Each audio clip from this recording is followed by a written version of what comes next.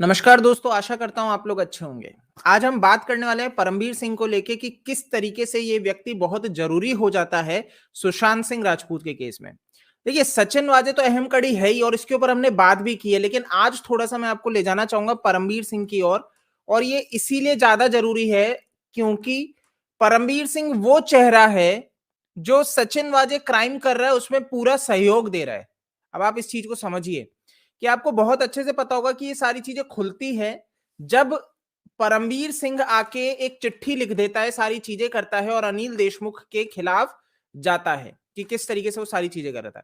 लेकिन अभी recently ED का जो एक स्टेटमेंट जो इन्होंने दिया उसके अंदर क्या बताया इन्होंने कि भाई आदित्य ठाकरे, उद्धव ठाकरे, अनिल देशमुख प्रेशर बना रहे थे क्या कि भाई सचिन वाजे को लाया जाए।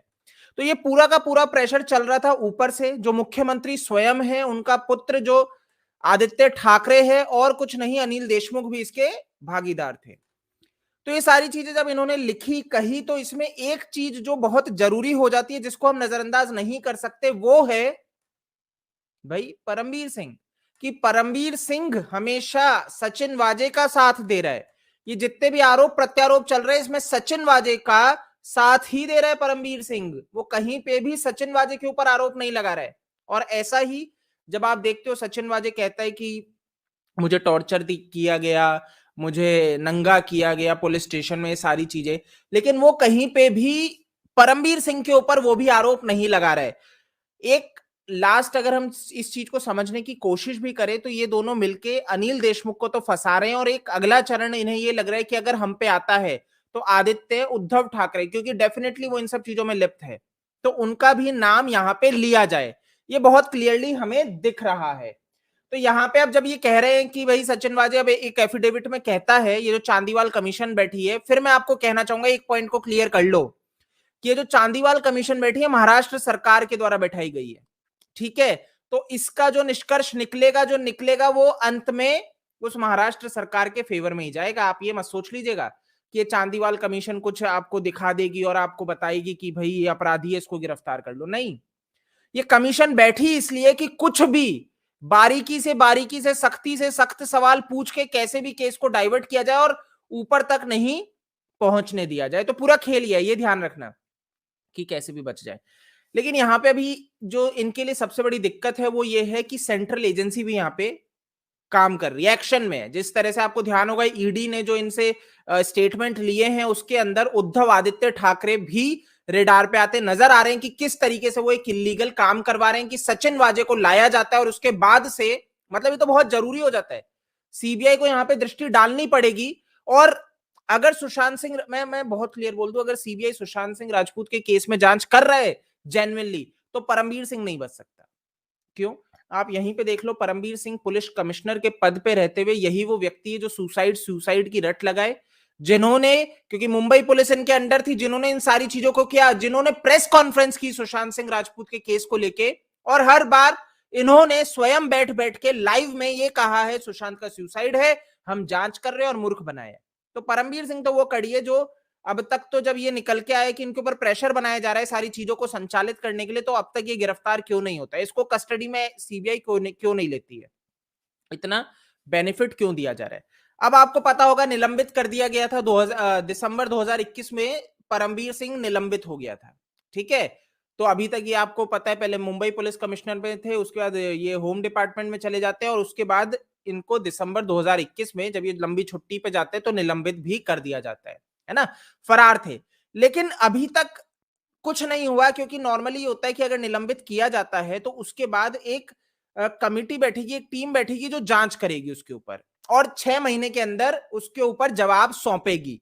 लेकिन ऐसी कोई बैठाई नहीं गई। 2 महीने हो चुके हैं, ऐसा कुछ भी नहीं हुआ है और अब स्थिति इस दिशा में जा रही है कि वापस से इनकी नियुक्ति हो जाए, यानी कि जो निलंबित किया गया है वो रद्द हो जाए, वो रिवोक हो जाए। तो ये अपने आप में एक गंभीर है कि क्या यहाँ पे परमबीर सिंह एक लंबा खेल खेल रहा है। मैं फिर कहूंगा परमबीर सिंह लंबा खेल खेल रहा है। ठीक है, परमबीर सिंह डेफिनेटली जानता है सुशांत सिंह राजपूत का कातिल कौन है, मर्डरर कौन है, लेकिन वो इसको सामने नहीं आने देना चाहते, मतलब एक्चुअल में नहीं सामने आने देगा। अगर ये चीजें इसी तरह से चलेगी परमबीर सिंह अपनी कुर्सी बचा लेगा, अगर ये सारा जो इसको निलंबित किया गया, सारी चीजें वापस से भाई रिवोक हो जाती है, वापस से ये आ जाता है, सब चीजें वैसी हो जाती है, तो आप भूल जाओ कि परमबीर सिंह मुंह खोलेगा जब तक सीबीआई इसको नहीं दबोचे।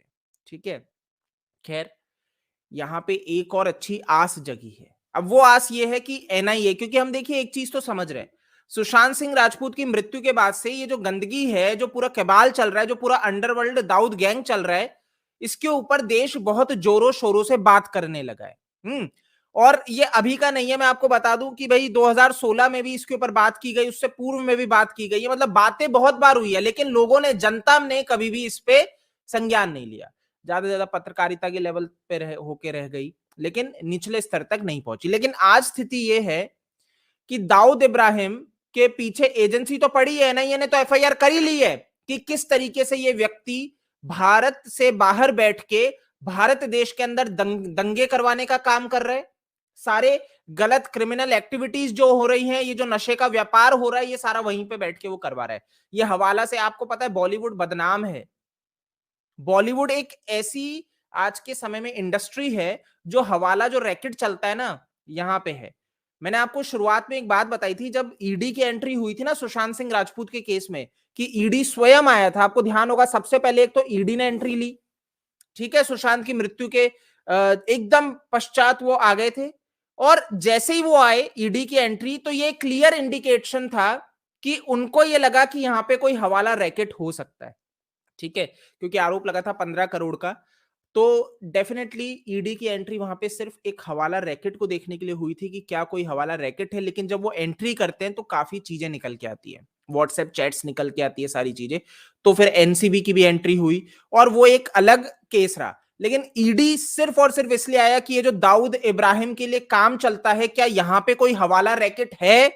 और उसके बाद तो ये चीजें और भी आगे तक गई कि किस तरह से हनी ट्रैप जैसी चीजें भी निकल के आई कि ये भी हो रहा है कि कैसे एक टैलेंट मैनेजमेंट कंपनी को रिया चक्रवर्ती पैसे दे रही है, कैसे एक टैलेंट मैनेजमेंट कंपनी सुशांत का पैसा लूट रही है। लेकिन ईडी देखिए, फिर समझना पड़ेगा, बहुत कुछ जानती है लेकिन कुछ बोली नहीं। ठीक है, सुशांत सिंह राजपूत के केस में ईडी शांत है, जानती सब है। अभी तक आप ये बोलो कि इतने समय की जांच में जब वो 17 करोड़ तक बात गई हंगरी में, और उन्होंने जवाब भी मांगा था, वहां की गवर्नमेंट से मदद मांगी थी, लेकिन उसके बाद से ईडी की तरफ से भी कोई अपडेट नहीं है। तो ये अपने आप में एक प्रश्न है, बहुत जरूरी प्रश्न हो जाता है कि भाई क्या ये चल रहा है।